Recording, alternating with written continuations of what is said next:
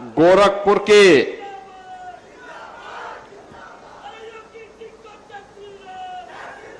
लगभग 1000 करोड़ रुपए की परियोजनाओं के लोकार्पण और शिलान्यास के लिए आयोजित आज के इस कार्यक्रम में मंच पर उपस्थित शुक्ला जी, लोकप्रिय सांसद पंडित विजय दुबे जी, महापौर गोरखपुर डॉक्टर मंगलेश श्रीवास्तव जी, भारतीय जनता पार्टी के प्रदेश के उपाध्यक्ष और विधान परिषद सदस्य डॉक्टर धर्मेंद्र सिंह जी,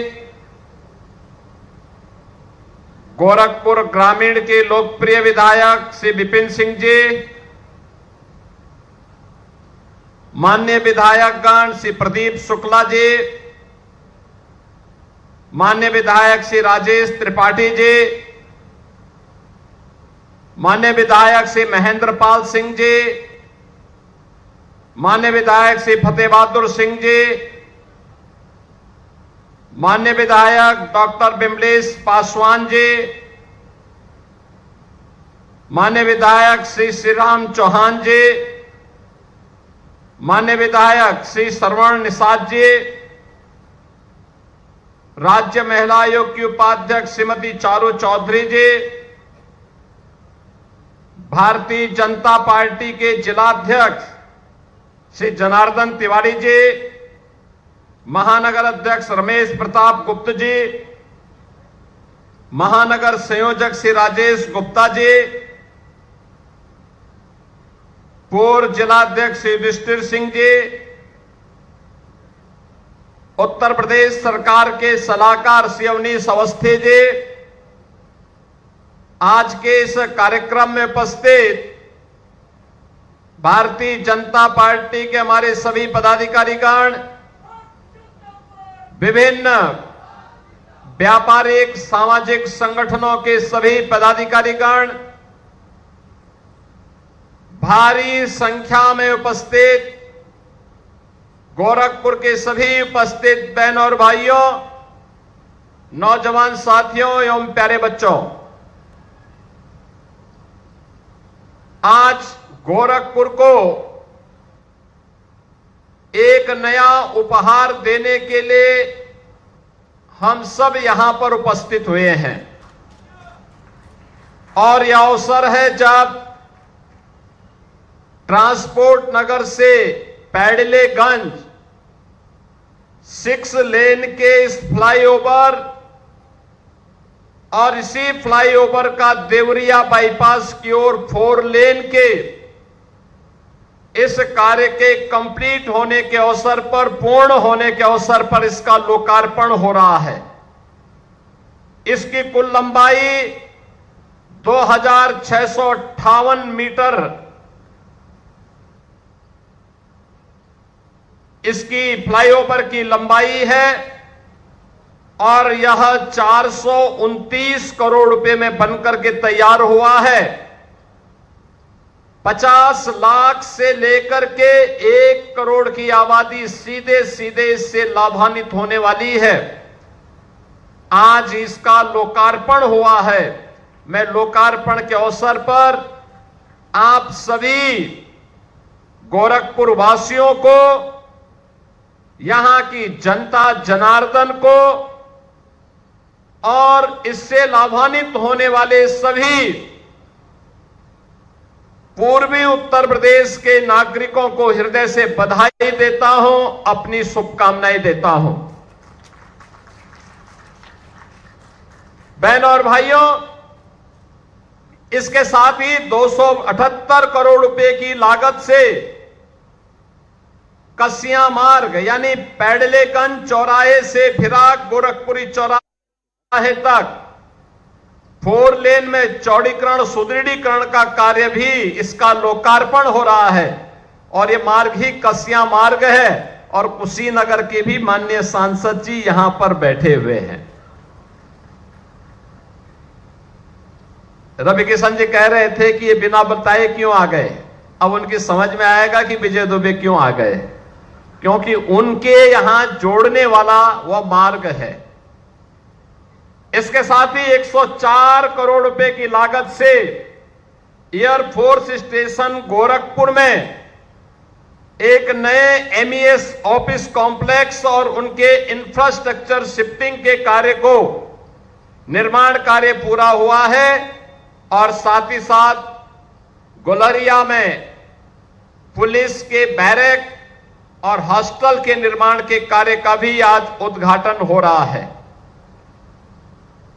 नए कार्यों की श्रृंखला में गोरखपुर में नंदानगर पुलिस चौकी से शमशेर गेट यानी आकाश बिहार डोमेस्टिक एरिया तक मार्ग पर पड़ने वाले यहां पे वाल लेवल क्रॉसिंग है तो अंडरपास और सर्विस रोड के निर्माण का शिलान्यास का कार्य भी हो रहा है, जिसकी लागत लगभग 75 करोड़ रुपए है। 50 करोड़ की लागत से गोरखपुर में हम लोग स्मार्ट सिटी योजना के अंतर्गत एक साइंस म्यूजियम का निर्माण कार्य प्रारंभ करने जा रहे हैं।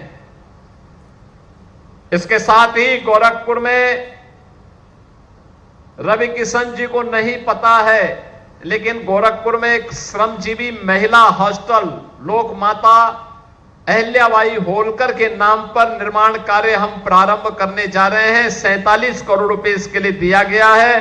500 कामकाजी महिलाओं के लिए हॉस्टल की सुविधा यहां उपलब्ध कराई जाएगी। इसके साथ ही राजकीय महिला पॉलिटेक्निक में सेंटर ऑफ एक्सीलेंस के लिए, जिसमें इमर्जिंग टेक्नोलॉजी के लिए वहां पर अच्छे लैब्स बनेंगे, आर्टिफिशियल इंटेलिजेंस के लिए, ड्रोन टेक्नोलॉजी के लिए, रोबोटिक के लिए, 3D प्रिंटिंग के लिए, ये सभी प्रकार की सुविधा बालिकाएं गोरखपुर में महिला पॉलिटेक्निक में ही प्राप्त कर पाएंगी। इनका शिलान्यास का कार्य भी आज यहां पे हो रहा है। कुल मिलाकर के ये लगभग 1000 करोड़ रुपए की परियोजनाओं के लोकार्पण और शिलान्यास के साक्षी आप सब बन रहे हैं। इस अवसर पर मैं आप सभी को हृदय से बधाई देता हूं। बहनों और भाइयों, ये जो इंफ्रास्ट्रक्चर है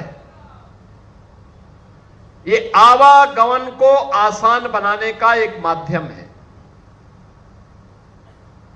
और याद रखना, आवागमन का माध्यम जितना तेज होगा, जितना समय की बचत होगी, उतनी ही तीव्र गति से प्रगति भी होगी।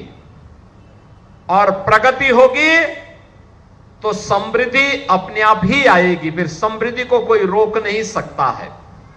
और यह विकसित भारत की संकल्पना के लिए आधारभूत संरचना विकसित करने के अभियान की कड़ी का हिस्सा है, जिसके तहत एक विकसित भारत में किस प्रकार का इंफ्रास्ट्रक्चर होना चाहिए, कितना अच्छी कनेक्टिविटी होनी चाहिए, आज उसी दिशा से ये शुरुआत हम गोरखपुर के अंदर आज पूरा कर रहे हैं।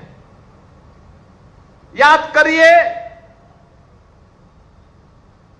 आज हमारी लखनऊ से गोरखपुर की जो कुल दूरी हो गई है, या 3.25 घंटे के अंदर हम पूरा कर सकते हैं।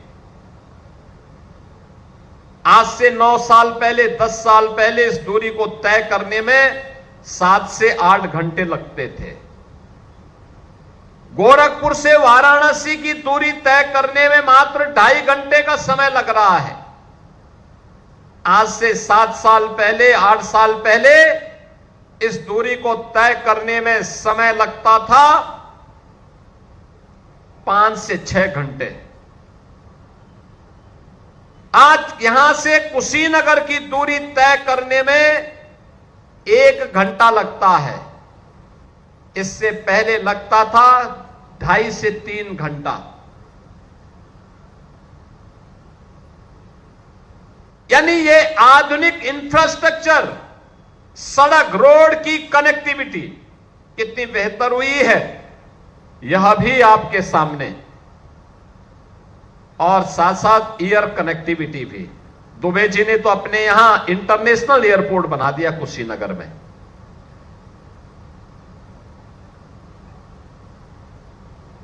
गोरखपुर में 14 फ्लाइट गोरखपुर से चल रही हैं।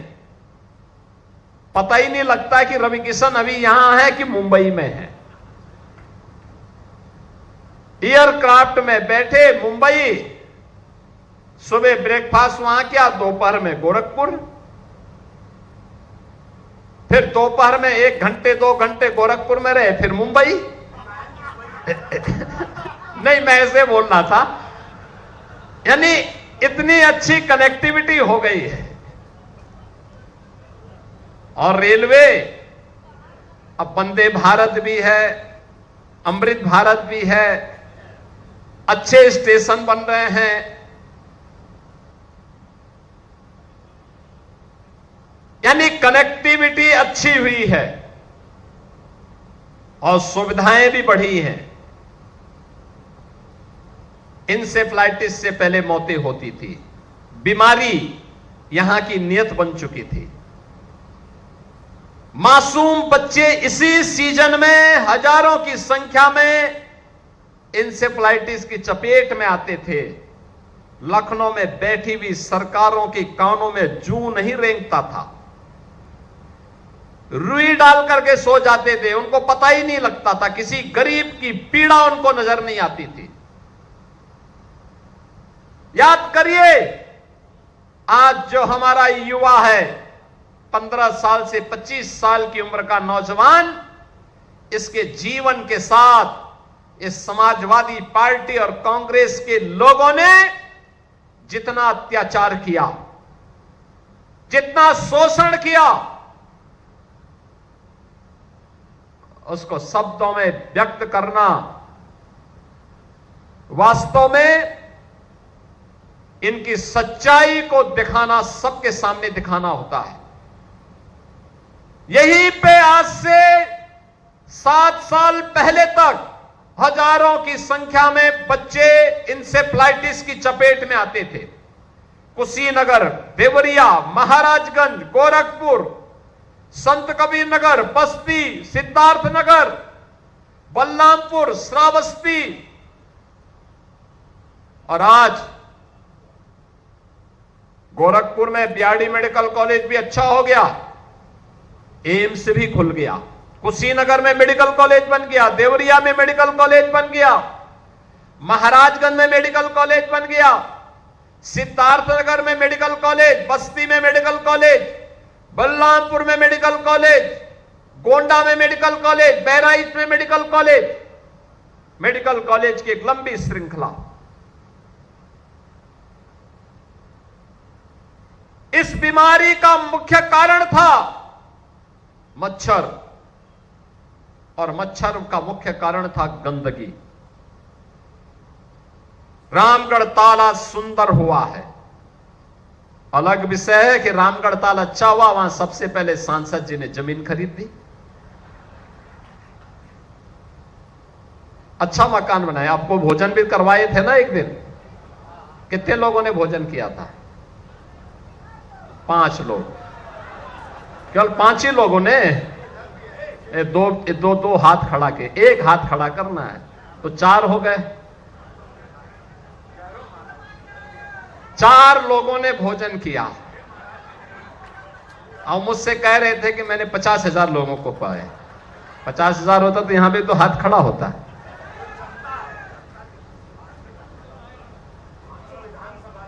अब रामगढ़ ताल आज से 10 साल पहले क्या स्थिति थी? सुनसान था, गंदगी थी, मच्छर थे, और किसी की हत्या कोई अपराधी करता था वहां फेंक के चला जाता था, पता ही नहीं लगता था। और आज पर्यटन का सबसे बड़ा केंद्र है। देर रात्रि में हजारों की संख्या में लोग परिवार के साथ घूमते हुए दिखाई देते हैं। हजारों की संख्या में आज पर्यटन का कितना अच्छा केंद्र बना है, कितना बेहतरीन केंद्र बना है। हमारी सोच अच्छा करने की थी, हमने अच्छा करके दिखा दिया। ये डबल इंजन की सरकार ने प्रधानमंत्री मोदी जी के मार्गदर्शन में, भाई रवि किशन जी का भी तो योगदान होगा उसमें, थोड़ा बहुत ताली तो बजा दो उनके लिए थोड़ा बहुत। वे फिल्मों की शूटिंग करते हैं, इसलिए करते हैं जिससे आपको फ्री में फिल्म दिखा सके। कभी दिखाया फ्री में? कभी दिखाया? दिखाएंगे, वो भी दिखाएंगे। अगले लोकसभा चुनाव के बाद फ्री में दिखाएंगे।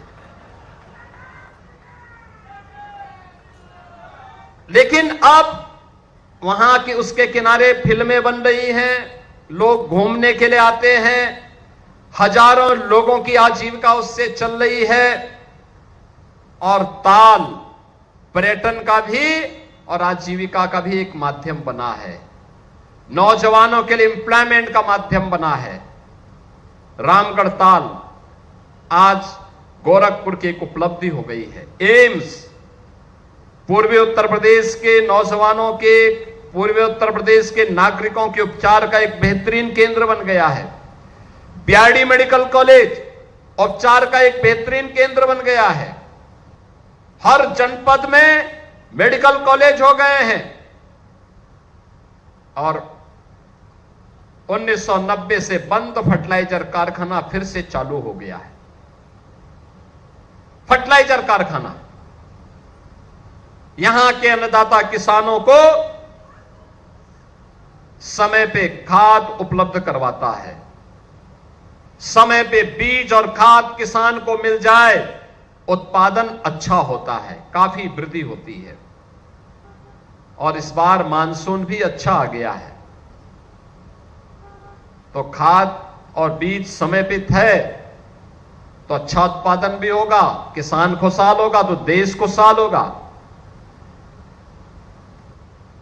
यानी अच्छी सरकारें आती हैं तो अच्छा कार्य होता है, विकास भी होता है और विरासत का भी संरक्षण होता है।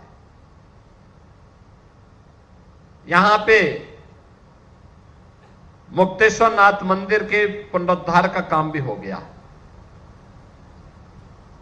झारखंडी महादेव के मंदिर के पुनरुद्धार के कार्य के लिए भी हम लोगों ने प्रस्ताव मांगा है। ऐसे ढेर सारे कार्यों का यहां पे तो केवल 429 करोड़ का फ्लाईओवर बना है। दुबे जी ने तो कुशीनगर में एक ही पुल के लिए 1000 करोड़ रुपया ले लिया, नारायणी नदी पे 1000 करोड़ रुपया। जब सांसद सक्रिय होता है तो विकास के कार्य के लिए ऐसे पैसा लेके चला जाता है, जनता को तब राहत मिलती है, विकास कार्य तब आगे बढ़ता है। और आज वही विकास, आप सोचो आज से 10 साल पहले गीडा में कोई निवेश करने नहीं आता था, कोई फैक्ट्री नहीं लगाता था, क्योंकि भय था गुंडों का, माफियाओं का। और गोरखपुर तो माफिया और मच्छर के लिए बदनाम जगह हो गई थी। लोग ये बोलते थे, जब गोरखपुर का नाम आज से 10 साल पहले कोई लेता था तो क्या बोलता था? 2 कारणों से नहीं आता था, या तो माफिया के भय से या मच्छर के भय से। मच्छर थे तो मलेरिया भी था, डेंगू भी था, इंसेफ्लाइटिस भी थी, ढेर सारी मच्छर जनित बीमारियां थी। और माफिया था तो कोई प्रॉपर्टी भी नहीं खरीदता था। मैं दावे के साथ कह सकता हूं कि तब रवि किशन भी यहां मकान नहीं बनाते, जमीन नहीं खरीदते। आज तो देखो हर व्यक्ति की पहली चॉइस होती है गोरखपुर में जमीन खरीदना और मकान बनाना।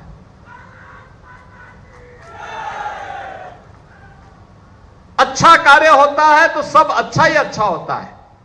और अब लोगों ने निवेश करना भी प्रारंभ कर दिया, सुरक्षा का माहौल मिला तो निवेश भी हुआ। कितना अच्छा निवेश हुआ। 50,000 नौजवानों को अकेले गीडा में जो उद्योग लगे हैं, इनमें नौकरी मिली है, रोजगार मिला है। बंद कारखाने फिर से प्रारंभ हुए हैं। 2007 से लेकर 2017 तक 10 वर्ष में समाजवादी पार्टी, बहुजन समाज पार्टी और कांग्रेस के गठबंधन ने प्रदेश की 29 चीनी मिलों को बंद किया था और हम लोगों ने, यानी उन्होंने 29 चीनी मिलों को उन्होंने बंद भी किया और 21 में से 21 को बेच भी दिया था औने पौने दाम पे। पडरौना की चीनी मिल मात्र 2 करोड़ में बेच दी गई, जबकि उसकी केवल जमीन स्क्रैप का ही केवल देखते इससे कई गुना पैसा मिलता और जमीन की कीमत वहां पे लगभग 200 करोड़ थी। औने पौने दाम पर चीनी मिलों को बेच दिया गया। इन नौजवानों को बेरोजगार करने का पाप किया। पहले नौकरी निकलती थी तो युवाओं के साथ समाजवादी पार्टी के लोग छल करते थे, भेदभाव करते थे। सिपाही सिंडिकेट का कब्जा होता था नौकरी पे। नौकरी पे नौजवान को नहीं आने देते थे। आज तो मैं कह सकता हूं, नौकरी आती है, बिना भेदभाव के चयन होता है। और अब गोरखपुर का नौजवान भी यूपी पुलिस की भर्ती होती हो या शिक्षकों की भर्ती होती हो या यूपी पब्लिक सर्विस कमीशन में उप जिलाधिकारी या डिप्टी एसपी के पद के लिए भी उनका चयन होता है। और लखनऊ में जब मैं उससे पूछता हूं भाई कहां से, कहता मैं गोरखपुर से हूं, जोर से बोलता मैं गोरखपुर से हूं। तो मुझे अच्छा लगता है गोरखपुर का नौजवान का सिलेक्शन बिना किसी सिफारिश के उसकी योग्यता के अनुसार हो जाता है। बहनों और भाइयों, ये भेदभाव नौजवानों के साथ किसी ने किया तो कांग्रेस और समाजवादी पार्टी ने किया। उनकी नौकरियों में डकैती डाली गई, उनके अधिकारों को कम करने का काम किया गया, उसे हर प्रकार से ठगने का काम किया गया। याद करिए, जब नौजवान के सामने पहचान का संकट होगा तो पहचान का संकट बहुआयामी संकट को पैदा करेगा। उसकी पढ़ाई लिखाई पर, उसकी नौकरी रोजगार पर, उसके व्यवसाय पर, उसकी प्रगति पर, उसकी समृद्धि पर, उसके आने वाले भविष्य पर ढेर सारे प्रश्न खड़ा करेगा। और ढेर सारे प्रश्न का समाधान किसी ने निकाला है तो प्रधानमंत्री मोदी जी के नेतृत्व में डबल इंजन की सरकार ने निकाला है। डबल इंजन की सरकार ने बिना भेदभाव के आज नौजवानों को नौकरी मिल रही है। हमने अकेले यूपी के अंदर 9 वर्ष में हमने 9 लाख नौजवानों को नौकरी दी। हमने यहां के परंपरागत उद्यम को जो बंद हो चुका था, 1 डिस्ट्रिक्ट 1 प्रोडक्ट के माध्यम से उसे पुनर्जीवित किया। 3.25 करोड़ नौजवान और कारीगर फिर से रोजगार प्राप्त किए और अपना उद्यम प्रारंभ किए। 65 लाख नौजवानों को निवेश के माध्यम से जो उद्योग लगे हैं उनमें नौकरी मिली है। इस 17 के पहले उत्तर प्रदेश में संभव नहीं था, क्योंकि 17 के पहले तो दंगे होते थे, अराजकता चरम पर थी। 17 के पहले इसकी कोई कल्पना भी नहीं कर सकता था। आप याद करिए ना, तब होली के अवसर पे दंगा, विजयादशमी और दुर्गा पूजा के समय दंगा, रामनवमी के समय दंगा, जन्माष्टमी के आयोजन को नहीं होने देते थे, कावड़ यात्रा नहीं निकलने देते थे। यानी जो आस्था को उस समय प्रहार करते थे, आज वे सबसे बड़े आस्थावान बनने का ठेका ले चुके हैं, सबसे बड़े आस्थावान बन रहे हैं। जिन लोगों ने राम जन्मभूमि मंदिर निर्माण के मार्ग में बाधाएं खड़ी की, राम जन्मभूमि आंदोलन के दौरान राम भक्तों पर गोलियां चलाई, राम मंदिर के मार्ग के लिए बाधाएं खड़ी करने के लिए उच्चतम न्यायालय में अपने अधिवक्ता खड़े किए विरोध में, वे लोग आज आस्था की बात कर रहे हैं। जो लोग हमेशा आपकी आस्था के साथ खिलवाड़ करते थे, जो नौजवानों के भविष्य के साथ खिलवाड़ करते थे, जिन्होंने अन्नदाता किसानों के हक को छीना, जिन्होंने व्यापारी और बेटी के सामने सुरक्षा का संकट खड़ा किया, आज वे लोग जब इन मुद्दों पर बड़े बड़े उपदेश देते हैं तो उनके उपदेश हास्यास्पद लगते हैं। और इसलिए बंधुओं, मैं आप सबसे कहने के लिए आया हूं, आज ये विकास इसलिए हो पाया है क्योंकि सुरक्षा का माहौल है, डबल इंजन की सरकार है, बिना भेदभाव के विकास की योजना का लाभ हर गांव, हर गरीब, हर किसान, हर नौजवान, हर महिला तक पहुंचाने के लिए संकल्पित ये सरकार है। और उस कार्य के साथ जब सभी लोग मिलकर के कार्य करते हैं, मैं यहां पे आपने पार्षद, महापौर, विधायक, सांसद ये सब चुने, ये सब चुनने का परिणाम क्या है? विकास इतनी तेजी के साथ हो रहा है, इतनी तेजी के साथ विकास भी आगे बढ़ रहा है। मैं देख रहा था, एक दिन बारिश हुई थी, रवि किशन जी पानी में हल करके जा रहे थे, जल निकासी का कार्य अपने हाथ से नाली साफ कर रहे थे। तो मैंने तो उनको कहा कि भाई वो जो अतिक्रमण है वो उसको हटवा दीजिए, अपने आप ही नाली साफ हो जाएगी, हाथ से साफ करने की नौबत ही नहीं आएगी। मैं अपील करूंगा आप सबसे, बरसात का समय है, एक तो स्वच्छता पे ध्यान देना होगा। जहां खाली जगह जमीन हो, आपको लगता है कि आपके लिए कोई उपयोगी नहीं, उसमें वृक्ष लगाइए, वह ऑक्सीजन देगा।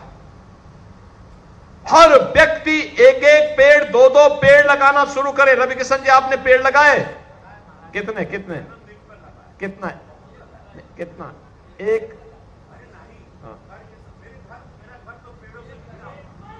लगाए नहीं, कह रहे मेरा घर पहले से घिरा हुआ है पेड़ों से। पेड़ लगाएंगे, आपसे मैं कहूंगा एक एक पेड़ हर व्यक्ति लगाएगा, एक पेड़ मां के नाम। और आप लोगों ने 12 जुलाई के अभियान के साथ जुड़ कर के अभियान का हिस्सा बने थे। एक पेड़ मां के नाम, एक पेड़ मां के नाम हर खाली जमीन पे लगाना। लेकिन सिंगल यूज प्लास्टिक से अपने को दूर रखना। प्लास्टिक के कप, गिलास, पॉलिथीन या फिर थर्माकोल, इसका उपयोग नहीं करना है। घर का कूड़ा नाली में नहीं फेंकना है या सड़क पे नहीं फेंकना है, उसको कलेक्ट करके रखिए, डस्टबिन में रखिए। कूड़ा कलेक्शन करने वाली गाड़ी आएगी तो उसमें डालना है, या फिर उसको किसी न किसी रूप में जब जो डस्टबिन हो उस डस्टबिन में ही डालें। अतिक्रमण नाला और नालियों में मत होने दीजिए। अगर कोई व्यक्ति नाली के ऊपर, नाली के बीच में स्लैब डाल करके कब्जा कर लेगा तो स्वाभाविक रूप से जल निकासी बंद हो जाएगी, तो ओवरफ्लो होकर के नाला फिर से अगल बगल के क्षेत्रों में पानी फैलाएगा, फिर वही मच्छर पैदा करेगा। मच्छर से ही मलेरिया, डेंगू, इंसेफ्लाइटिस हो गए, ये सब बीमारियां आएंगी। क्या फायदा है? हमें सावधान रहना होगा, शुद्ध पेयजल का इस्तेमाल करना होगा। शुद्ध पेयजल अगर नहीं है, हैंडपंप है, इस मौसम में वैसे भी पानी गर्म करके जब ठंडा हो जाए तब उसका सेवन करना चाहिए। सीधे पानी नहीं पीना चाहिए, बरसाती पानी घुस जाता है हैंडपंप पर भी और भी जगह। तो शुद्धता का ध्यान रखना, इससे किसी भी प्रकार की पेट जनित बीमारियां या विषाणु जनित बीमारियां नहीं किसी व्यक्ति को होगी। थोड़ा जागरूक रहना पड़ेगा स्वास्थ्य के प्रति, स्वच्छता के प्रति। लोगों को भी इसके प्रति सक्रिय बनाना पड़ेगा। अगर हम सब इस दिशा में कार्य करेंगे तो मुझे लगता है कि बरसात के समय में हमारी सक्रियता, हमारी जागरूकता बहुत सारे कार्यक्रमों को आगे बढ़ाएगी। और उस अभियान का हिस्सा बनने के लिए खाली जगह में जहां भी वृक्षारोपण के कार्यक्रम हो सकते हो, एक बार कभी यहां के सांसद जी, विधायक जी, महापौर जी, पार्षद और इन सब के साथ मिलकर के आपको भी अपना योगदान देना चाहिए। जो पेड़ लगाए गए उसकी सुरक्षा भी करनी है। ट्री गार्ड लगा लो, किसी को उखाड़ने मत देना, क्योंकि कुछ लोग उखाड़ने में विश्वास कर देते हैं, वो नहीं करने देना, क्योंकि ये पेड़ हमें छाया भी देगा, फल भी देगा और जीने के लिए ऑक्सीजन भी देगा, बेहतरीन सुविधा उपलब्ध करवाएगा। तो ये सभी कार्य एक साथ मिलकर के हमें आगे बढ़ाने हैं। और मेरा मानना है कि जैव विविधता का संरक्षण, और आप तो गोरखपुर वासी इस दिशा में बहुत सौभाग्यशाली हैं। इधर रामगढ़ ताल, उधर चिलवा ताल, एक तरफ राप्ती नदी, उधर गोर्रा नदी, कितना जल है, जल ही जल है, चारों ओर जल ही जल। दुनिया के अंदर इतना जल संसाधन किसी के पास नहीं है जितना आपके पास है, लेकिन उसका उचित उपयोग करना, दुरुपयोग नहीं। लेकिन बरसात के एक एक बूंद पानी का उपयोग करना, उसके संरक्षण के लिए भी कार्य होना चाहिए। ऊपर जल जमाव न हो, लेकिन रेन वाटर हार्वेस्टिंग के माध्यम से उसको हम संरक्षित कर सकते हैं। छोटे छोटे प्लांट लगा सकते हैं, बहुत खर्चा नहीं है। थोड़ा सा प्रयास, आपका थोड़ा सा प्रयास उसको एक मजबूती के साथ आगे बढ़ाने में योगदान दे सकता है। जो विकास आज गोरखपुर में हो रहा है, हर विधानसभा क्षेत्र में, पिपराइच, कैंपियरगंज, सैजनवा, चोरी चौरा, खजनी, बांसगांव, चिल्लूपार, इन सभी विधानसभा क्षेत्रों में ऐसे ही विकास के कार्य तेजी के साथ आगे बढ़े, तेजी के साथ आगे बढ़े। जो प्रधानमंत्री जी बार बार कहते हैं विरासत और विकास का समन्वय, ये विरासत और विकास का समन्वय उसी क्रम का हिस्सा है जहां पे हम अपने पूर्वजों के प्रति, देवी देवताओं के प्रति कृतज्ञता ज्ञापित करते हैं इन अभियानों के माध्यम से। हर विधायक, हर सांसद किसी न किसी मंदिर के पुनरुद्धार के कार्य को आगे बढ़ा रहा है, किसी न किसी स्कूल के कायाकल्प या प्रोजेक्ट अलंकार में उसके सुंदरीकरण के कार्यक्रम को आगे बढ़ा रहा है। ये जागरूक जनप्रतिनिधि जब चुनते हैं आप, तब परिणाम आते हैं, और उसी परिणाम को देने के लिए आज ये मंच यहां पर आया है। आप सब की जिम्मेदारी है, हम सब की जिम्मेदारी है। अच्छा कार्य होता है तो उसके संरक्षण की जिम्मेदारी भी समाज को लेनी चाहिए। समाज जागरूक प्रहरी बन करके उसके संरक्षण की जिम्मेदारी भी ले।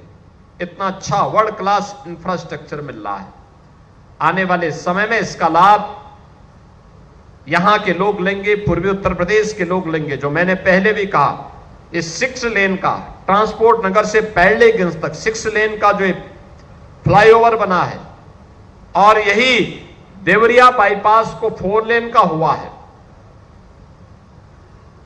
ये लगभग 450 करोड़ रुपए की लागत से बना तो है। 50 लाख से अधिक की आबादी इससे लाभान्वित होने वाली है। इतनी बड़ी आबादी के लाभ के लिए अब आसानी से यहां पे रुस्तमपुर में, आजाद चौक पे, ट्रांसपोर्ट नगर में किसी को भी जाम में नहीं फंसना होगा। और हमारा प्रयास होना चाहिए कि हम सार्वजनिक जमीनों पर अतिक्रमण से बचें, उन्हें आवागमन के लिए छोड़ें।